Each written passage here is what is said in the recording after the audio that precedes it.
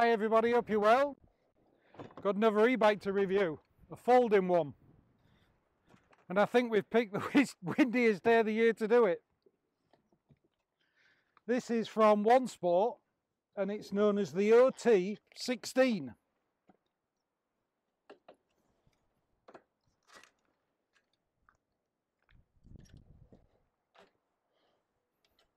Nice and easy to put together. I've done an assemble video that I'll show later on in the video, but it went together nice and easy. It's got a nice big battery in this one. The range is supposed to be, on their tests, not my tests, up to 120k. Detachable battery, as you see. It's got 7 gears, Shimano gears, stand, funky wheels, and real easy to fold up and move about. And this would be an ideal bike for a camper van, or commuting backwards and forwards to work, or just putting it in your car, getting to the countryside and going for a ride. There's plenty of height adjustment on the seat and handlebars, and really nice and comfy to ride as well. So let's have a closer look at it. 20-inch wheels and 3-inch tyres, quite knobbly tyres, white wall wheels and red rims. Shimano gears, 7 gears, metal mudguards, rack, built-in backlight, side stand, disc brakes, cable disc brakes, more than adequate for this. A very nice size battery that's detachable, and a key so you switch it on to use it and switch it off to turn the power off. Adjustable seat height, suspension in the seat stem, and to get the battery out there's a clip under here. You lift that and it slides up, and you can just lift the handle, unlock it with a key and slide the battery out. The battery's charged here, so there's a little cover there which slides up. Your battery charges, plugs into there so you can charge it in the bike, or obviously it's detachable, you can take it into the house. About 5.5 hours to charge it from flat, and they reckon that this one will do about 120 kilometers on a full battery. Now that's their testing, and that's probably in the perfect conditions, but you're going to get a decent range from it. So it has an LED front light, also wired into the main battery. It looks like you can buy a basket to go onto the front. Lots of adjustments in the handlebars. Nice grips. Display. There's your gears, your Shimano gears. These are the gears that you get on practically every one of these. It's a rear hub motor, and the motor is stamped at 250 watts because this is a UK legal bike. And I've mentioned this a few times and people don't believe me, but if you use an illegal e-bike in the UK, so it needs to be 250 watts, it can't have a throttle, and it can only go up to 15 miles an hour. But there's loads of specs on the government website of what's legal, and I suggest you check those out before you buy one, because if you get caught riding an illegal one, you get endorsements on your license and all sorts of problems. It's a serious fine, so you've got to be careful, and there's lots out there with big engines and throttles and everything, and I'm sure the police are going to catch up on it soon. But it's not a bad looking bike, is it? What would you use it for? Going to the shops? As I say, in the camper van, back of your camper van, caravan. You could even put this on a boat and take it around with you, so when you get to a mooring you go for a cycle to the shops, or a pub, or even a restaurant. So it's the windiest day we could possibly choose to do this, so we'll get Jo kitted up and she can go for a ride on it and test it for us.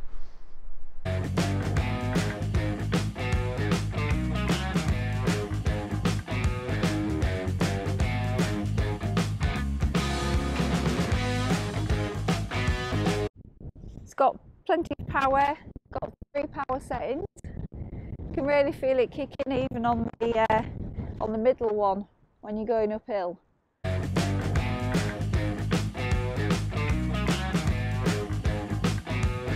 Yeah, nice easy way of getting on and off. No big crossbar to have to get my leg over.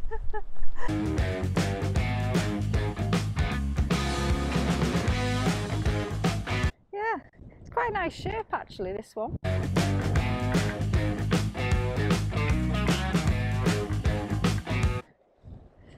Good seat height.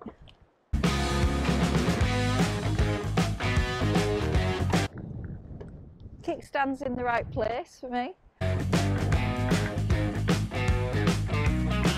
Quite powerful. Yeah, I like it. It's comfy. So the clamps are interesting on these, as well as having these clamps like so. If you look closely here, you actually push it across. You push this unit across to unclip it. And there's a pin that fits in there. I ain't seen that before, but it's quite a clever idea. When you close it, it automatically does it, and then to lock it off you do that. But when you undo it, you just move the clamp across, and it's the same on this one as well. I haven't seen that before, but it's a clever idea and I like the way it works. I reckon it's relatively stable as it is like that, but this just gives it a bit more. So a really spongy seat, and the seat stem has got that shock absorber in it.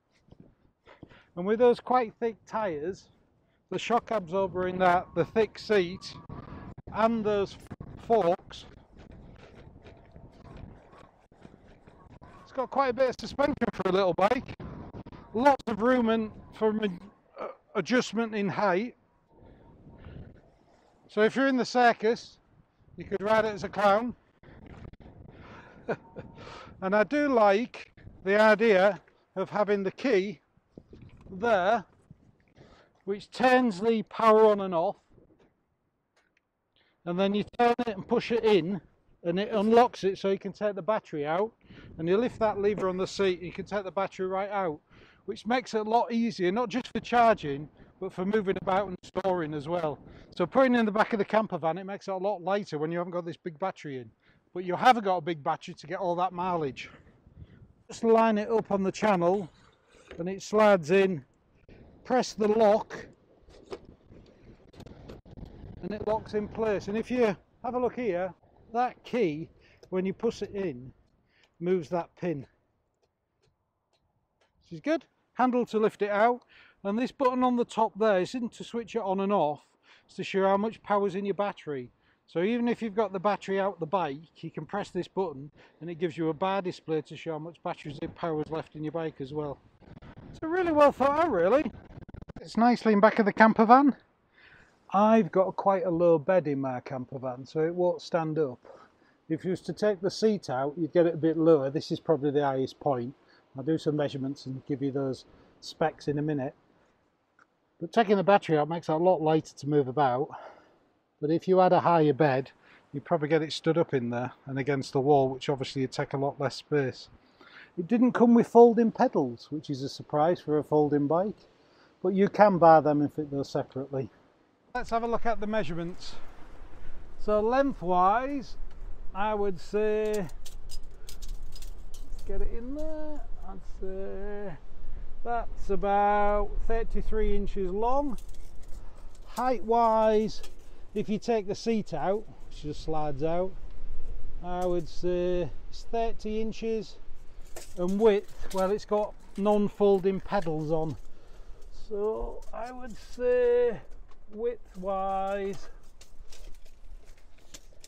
I get the tape measure in there. I'm doing it in here because it's really windy. It's about 15 inches wide, 15 to 16 inches wide. Let's see how it was delivered and how it goes together. It's quite a small box. It says 2 people need to handle it. On the box it says the weight is 29.7 kilograms or 65.47 pounds. Anyway, let's have a look inside. Hello Rosie, you come to have a look? Come to have a look what it is. It's not a big box of dog food, you're alright. It's appropriately packaged. That will be the tools and the power supply to charge it, and I'll only use the tools that it come with to put it together.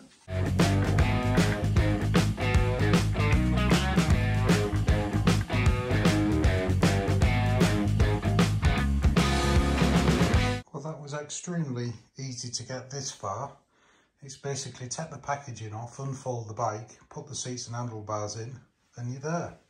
The only bits that you have to do are put the pedals in, and these for some reason are not fastened on there. The screws are in the frame, it's just a case of tightening them up. And in the boxes we've got the reflectors, we got a throttle. Now this is a UK bike so we can't fit the throttle, and that's if you fit the throttle you can change the handle grip. A little bell, the pedals. In a separate box come the power supply with a UK plug.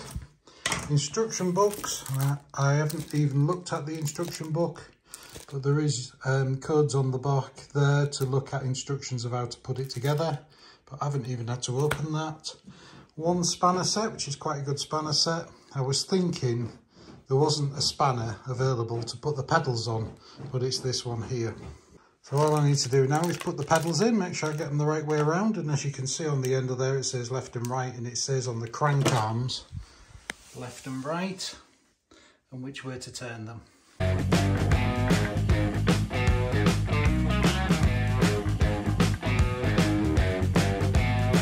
So there we have it.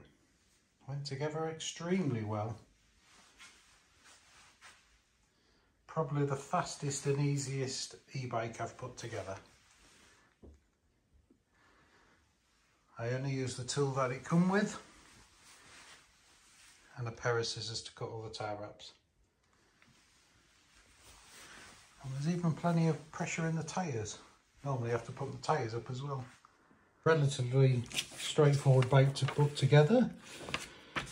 But it's good to see at the beginning of the instruction book there's all these contact details here if you have to contact them if you have a problem. Looks relatively straightforward. That's good, it's got the instructions for the display as well as the assembly. Some don't have that. Yeah, instruction book looks suitable. See on the motor that it's actually marked as 250 watt motor, so you're not going to have any problem with the police there.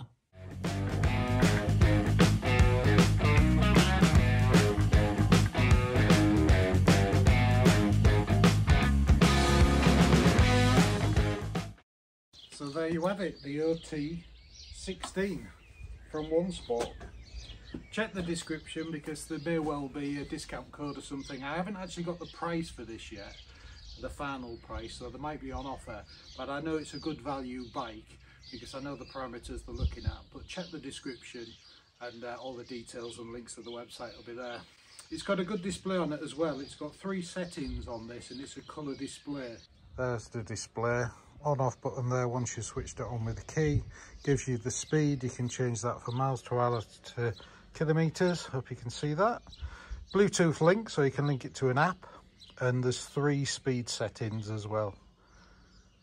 But a nice clear display and decent sized buttons as well. So that just leaves me to say, as it starts to rain again, we've really struggled for weather recently. Thanks for watching and we'll see you on the next one.